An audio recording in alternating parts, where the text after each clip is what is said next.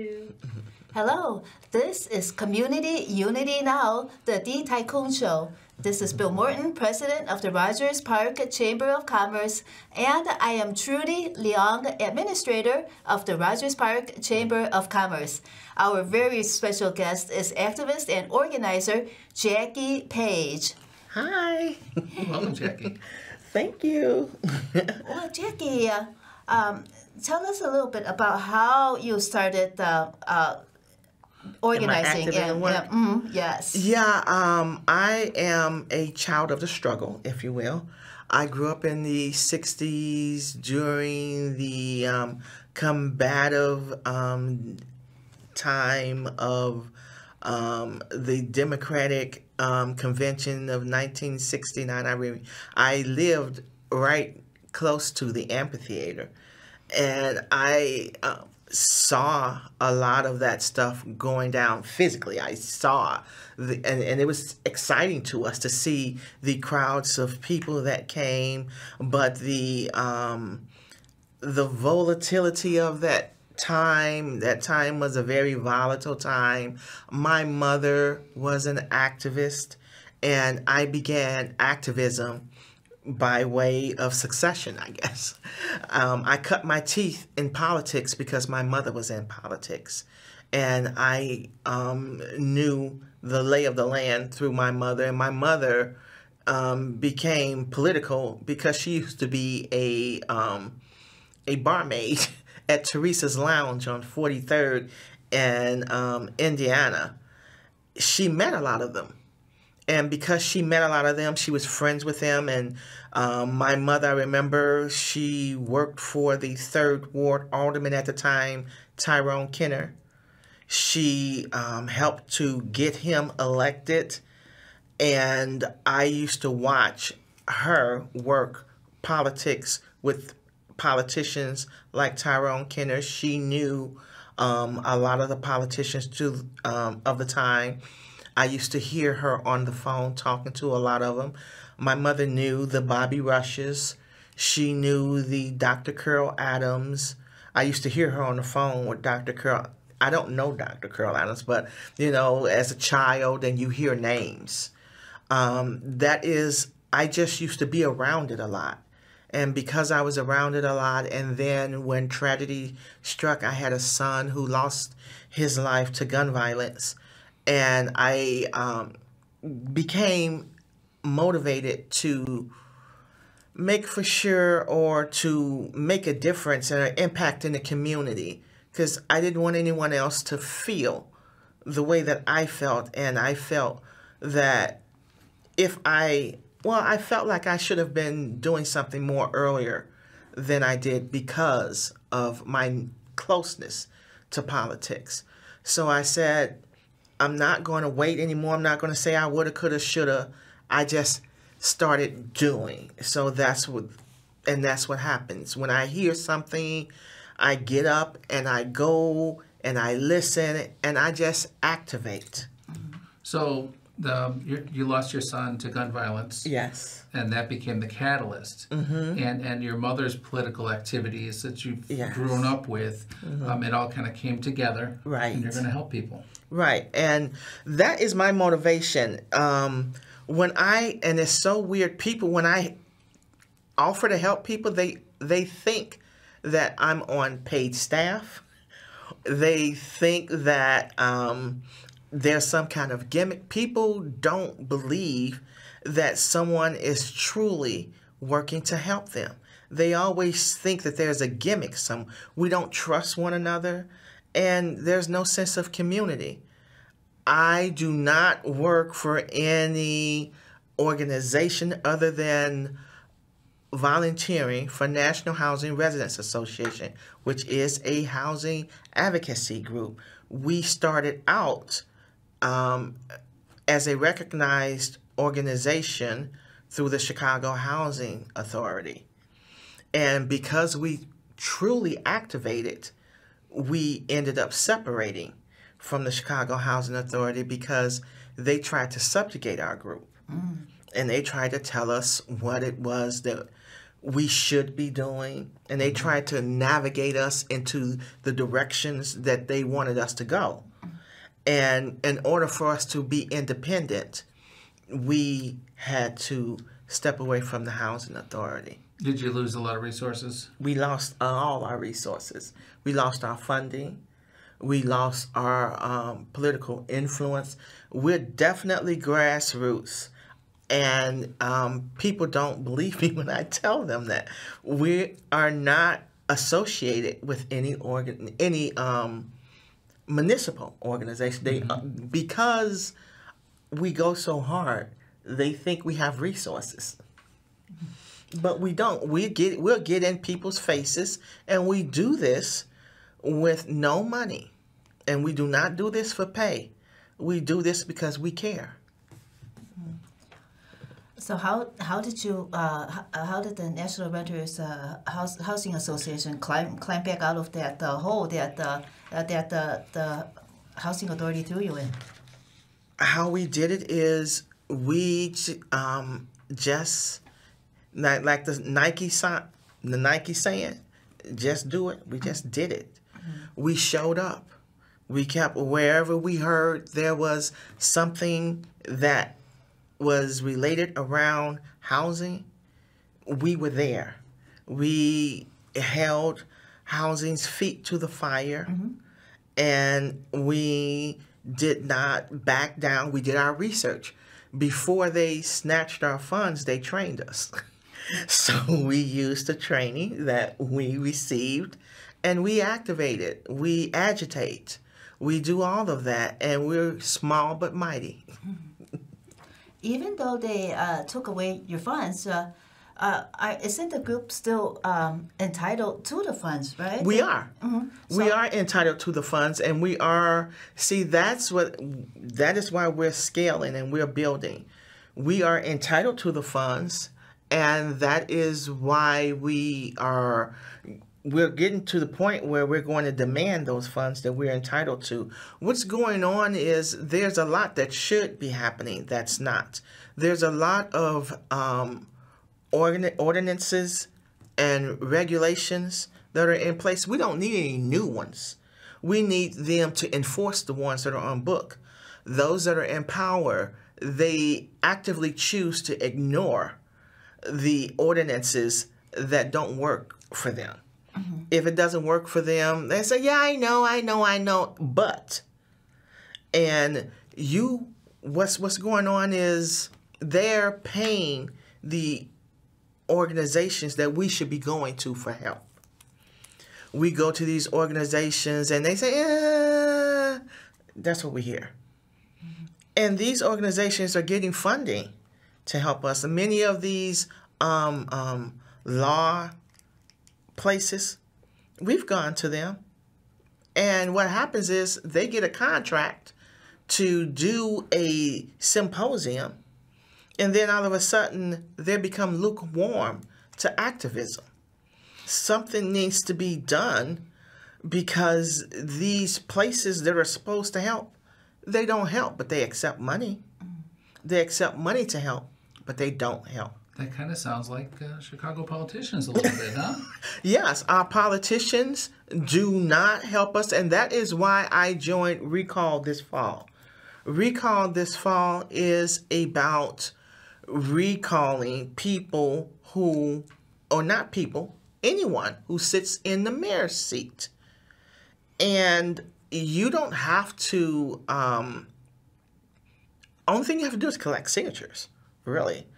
The power structure, where Dan Bolin is the one that initiated and started this. I met Dan at a press conference. I went down to the press conference, introduced myself to him. When you were asking how did I get involved, that is how you do it. Just show up. I showed up, said, hi, Dan, I'm Jackie Paige. And I start talking to him. And I start letting him know what I know. And he was like, oh, because I was trained. So he used me, and I'm using him. I'm using him to activate and he's using the information that I received in my training. Positive way. Yes, it's a reciprocity that works for both of us. And that is how activism works, and it should work. That's in a positive way. No monies are being exchanged. I'm doing it for free. I'm doing it because I want to see my city thrive. I was born and raised in Chicago. I went away for school I went to the East Coast. And then I came back home. Chicago is like no other city. Chicago is a fun, beautiful city. I don't like what's going on right now. I don't like the violence that's going on. I don't like the neglect that's going on. And I don't like people that have their special interests that neglect what the citizens want in lieu of trying to get paid. These politicians are paying attention to who pays them and not the citizens. But with this referendum, and I wish it could have been for the aldermen, but Dan said that he felt like it would have a better chance of getting signatures if he was a little bit more selective and focused just on the mayor. Now, there was a referendum that was attempted by, I think, Ford, State Rep Ford. And I think before him, they started one, but State Rep Ford was the last one that tried to, it was called the Laquan McDonald law or ordinance. Mm-hmm. And that one was the same thing. They wanted to be able to recall anyone that sat in the office of the mayor, of the aldermanic seat, and of the state's attorney. But that, I guess, was a little bit too ambitious. Mm-hmm. And what happened is all those three factions all came together and they squashed it.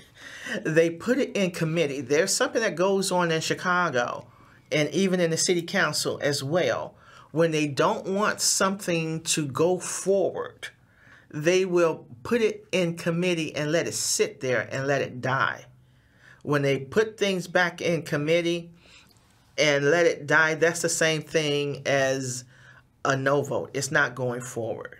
And another thing about it is, if you're talking about city council chambers and councilmen, alder people, they're self-governing. They can vote themselves raises. Yes. And why would they vote for what would encourage them to vote for anything that would possibly recall them from their elected position? Absolutely. And this referendum would hold them accountable. Right now, Dan is doing it just for mayor, but it also needs to be done for the aldermanic seat as well. Power needs to be given back to the people. Right now, the lobbyists own our politicians. Obama said that he was going to do something about the lobbyists, but the lobbyists apparently won out. They all say they're going to do it to win our vote, to win our trust, and then they betray us, and then they get in office. But if this thing goes through, you would just need... I'm sorry, I didn't do my due diligence to find out the percentage, but they use the votes for the governor's office. And so how many people... They used the amount of people who voted in the governor's race. Mm-hmm. So we're looking at 56,464 signatures, possibly. That's needed right now. Mm-hmm. Yes. 56,464 signatures, and this is a binding referendum that will be on the ballot, and it will be voted on by the people. Now, that's the difference right there. Now, if they were smart, they would have went with what Anthony Beale was trying to do. Because what Anthony Beale was trying to do was non-binding. It was something that says, this is our recommendation. But when you get those wet signatures, the wet signatures says, this is what the people want. Those wet signatures make the initiative binding. You go around the alderman. And that's a little bit more powerful. Not a little. That's a lot more powerful than the sanctuaries. And you know what? We didn't say what the original ordinance was for the recall of sanctuary city status. Now that was Alderman Anthony Beale. He attempted to do a referendum that was non-binding. Non-binding. And to close the sanctuary city status of the city of Chicago. Yes. And what happened? What came of it? They put it in committee. They put it in committee and let it die there. But you see, with recall this fall, they can't put this in committee because what this does, what we're doing, is going directly to the people. This supersedes what they did for sanctuary city status. Dan got smart, but Dan has a legal team, and the legal team put forth an evergreen petition. And an evergreen petition doesn't have an expiration date. You see, we keep going. We keep going until we get it. 56,000. That's right. So 464 signatures. Exactly. It's not dying. The only way it dies is if Dan pulls it back. And I should hope Dan has enough integrity to keep going. All right. Could you just describe Recall This Fall initiative or the Recall This Fall referendum? Short for our viewers here. What the referendum does is, if for any reason, any citizen, you and Miss Leong, myself, Dan, or you that are listening or watching us, decide, I don't like the way that this mayor is governing, I think he should go. After this gets on book, anyone in the city of Chicago can go and look at how many signatures are required. As long as you put in the footwork and collect the signatures, you can recall the mayor. This puts power back in the hands of the people. It does not matter how much money any politician has. This right here supersedes money.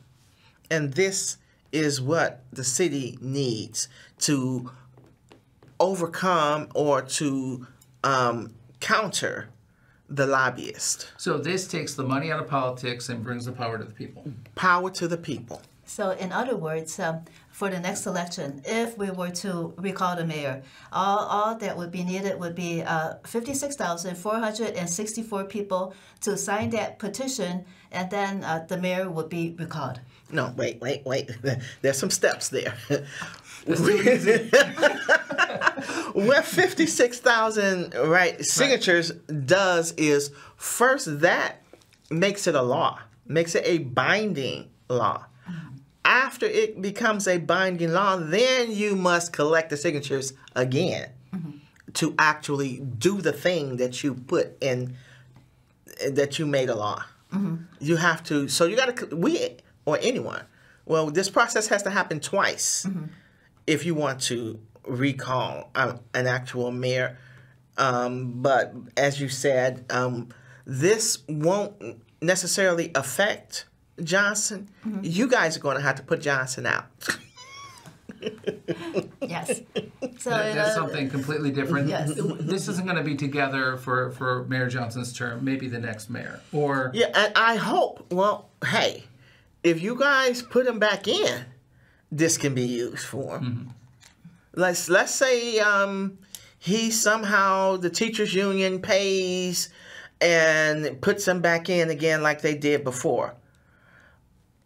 Once this gets in play, if you get the, I apologize, I didn't do my due diligence, but it's a percentage of voters for the governor's race.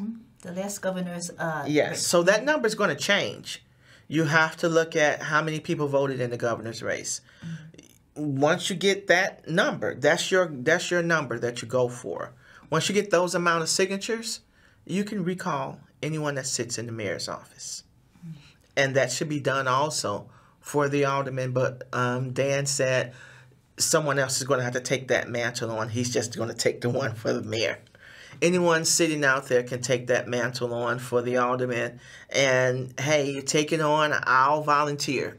So this is a binding referendum. This will have teeth. It will have teeth. Unlike that Anthony Beale Sanctuary City non-binding that did not have teeth. And got booted out of city council. Well, it didn't get. It's resting. Oh, it's resting. It's not over.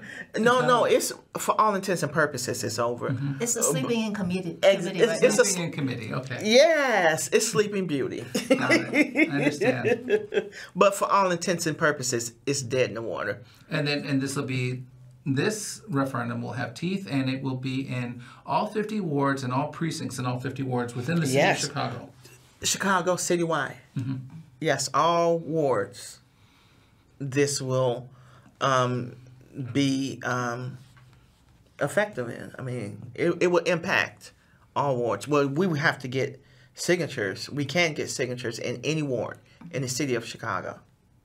Jackie, you mentioned earlier that politicians usually are using their office for their own interests, to advance their own economic interests. Have you ever found any politician that breaks that mold? You know, I can't say I have. When you talk to them, they say, oh, I wish I could. Oh, I don't think we have the numbers. You know, sometimes you have to be a lost leader. Sometimes you have to stand on what it is that you stand on. And sometimes you have to have integrity and not worry about getting back in office, but worry about representing your constituents. If your constituents say no, you should be saying no. You shouldn't be saying, I would, but. There shouldn't be a but.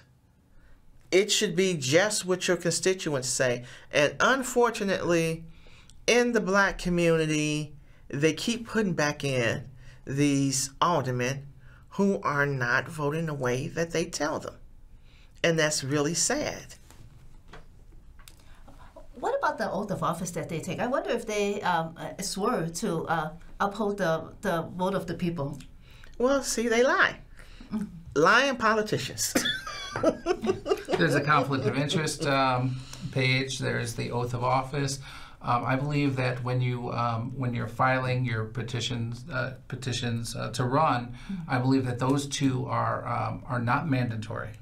Those two are not mandatory. The oath of office and I think you do have to, I think the oath of office is the one that's not mandatory, and the conflict of interest statement you have to do. Yes, this will have to be done again for the aldermanic race in order for the aldermen to actually listen, because the aldermen are bought and paid for by lobbyists.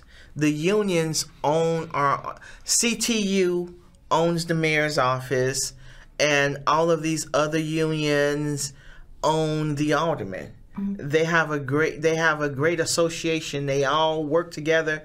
You'll see One Fair Wage working with One North Side. One Fair Wage is a wage for they're a employment agent. Union.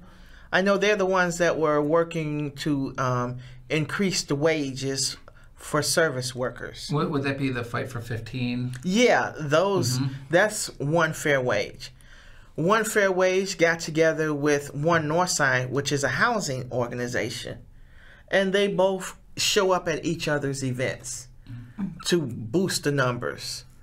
And that relationship kind of takes it away from the people and puts it in with people who have money. The unions. Yes. You know, we covered the Chicago Teachers Union and the Chicago Public Schools' first public board meeting, and One Northside was there. They're everywhere. They're in Rogers Park, all over. Well, One Northside is out of the University of Chicago. University of Chicago has a social justice program, And there's a lot of people coming out of that social justice program. And some of them do good. Alex Gingberg with Stop, he's out of there. And he does good work. Sorry. We need to bring you back. We are out of time. Jackie, if our listeners have additional questions, how should they contact you? Well, actually, because we're grassroots, you can go to National Housing Residents Association on Facebook. That's our Facebook page. Okay. I don't want to give out any other information, but the public, and we do have a web page, but it costs money. But I know that Facebook page is free. We are definitely grassroots. We do accept donations, but I don't like asking for money because even though you need money, I really have a problem with organizations that do that because they tend to sell out for money. Well, thank you so much, Jackie Paige, for joining us on Community Unity Now. This has been Bill Morton. I'm Trudy Leong. Thank you so much for joining us, and we'll see you again next week.